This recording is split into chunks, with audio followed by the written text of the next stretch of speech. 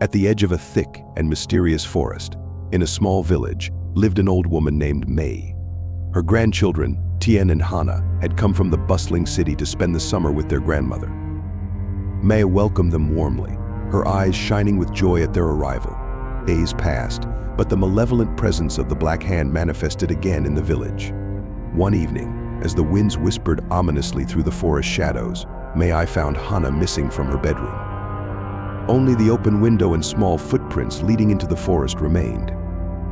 Every day, Tien and Hana played in the meadow near the forest, their laughter echoing through the air. The meadow, with its wildflowers and chirping birds, felt like paradise, sharply contrasting the shadowy forest nearby.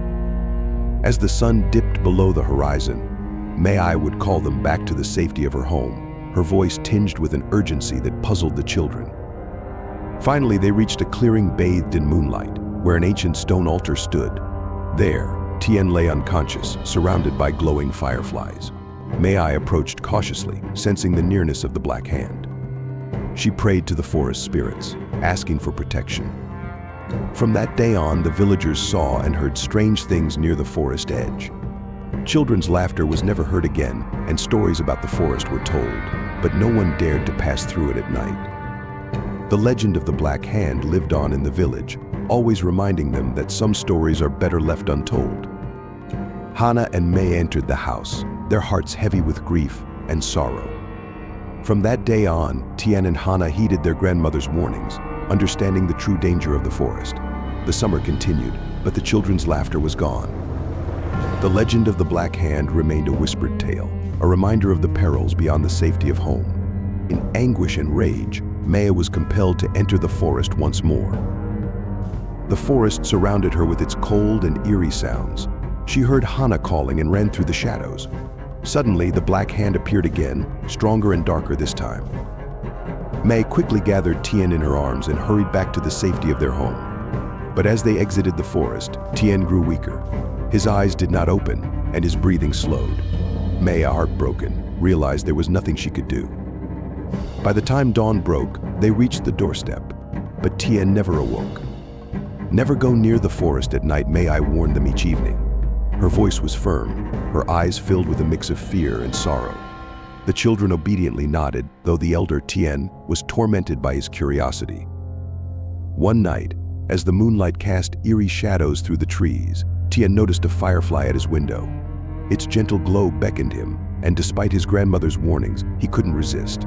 Stealthily, Tien slipped out of bed and followed the firefly to the edge of the forest. The firefly flitted deeper into the woods, its light fading.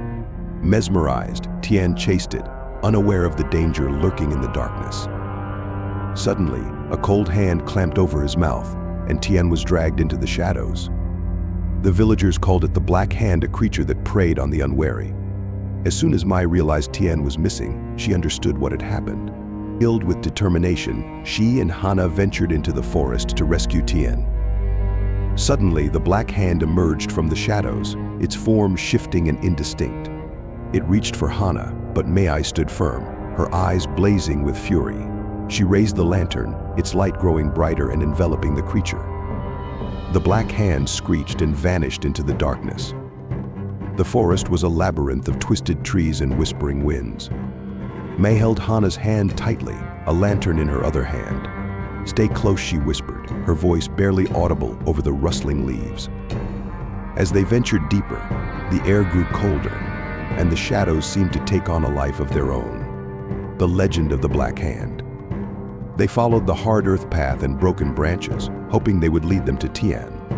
The forest felt alive, its sinister presence pressing in on them. They heard the distant cries of nocturnal creatures and the rustle of unseen entities in the underbrush. When May reached Hana, the Black Hand tried to seize her as well. But this time May felt the creature's overwhelming power. May and Hana disappeared into the shadows, never to return to the village.